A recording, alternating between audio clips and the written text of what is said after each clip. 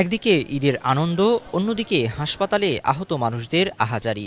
রাজধানীর পঙ্গু হাসপাতালে দুর্ঘটনায় আহত রোগীর চাপ যেন থামছেই না। চাঁদরাত থেকে সোমবার দুপুর পর্যন্ত এখানে ভর্তি হয়েছেন প্রায় ৬৮৭ জন আহত রোগী। হাসপাতাল কর্তৃপক্ষ বলছে, ভর্তি হওয়া রোগীদের বেশিরভাগই সড়ক দুর্ঘটনায় আহত। শুধু মোটরসাইকেল দুর্ঘটনার শিকার অন্তত ১৯৩ জন রোগী।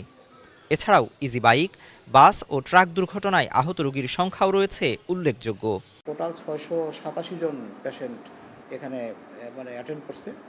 এর মধ্যে ২৪১ জনকে আমরা ভর্তি করছি এবং তার মধ্যে হচ্ছে রোড ট্রাফিক অ্যাক্সিডেন্ট ৪২৮ জন, আর যার মধ্যে মোটর ভেহিকেল হচ্ছে ১৯৩ জন। এটা হচ্ছে আপনাদের এই ২১ থেকে আজকে পর্যন্ত তথ্য। তবে রোগীদের এই অতিরিক্ত চাপ সামাল দিতে পর্যাপ্ত প্রস্তুতি আছে বলে জানালেন হাসপাতাল কর্তৃপক্ষ।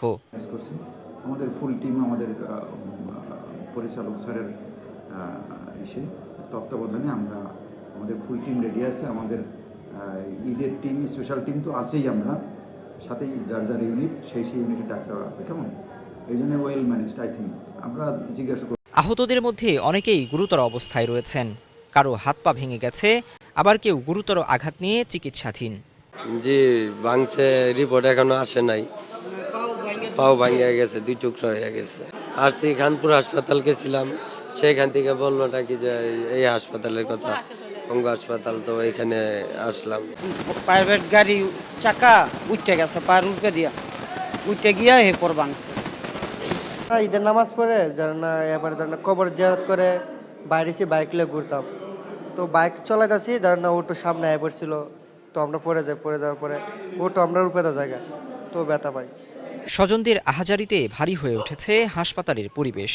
প্রিয়জনদের পাশে থেকে সেবা দিয়ে যাচ্ছেন তারা।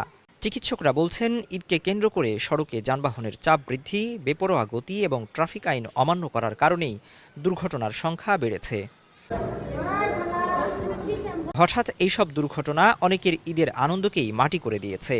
পরিবার নিয়ে যখন আনন্দে মেতে থাকার কথা, তখন কেউ কেউ ছোটাছুটি করছেন হাসপাতালের বারান্দায়। মিনহাজুল ইসলাম, যুগান্তর নিউজ, ঢাকা।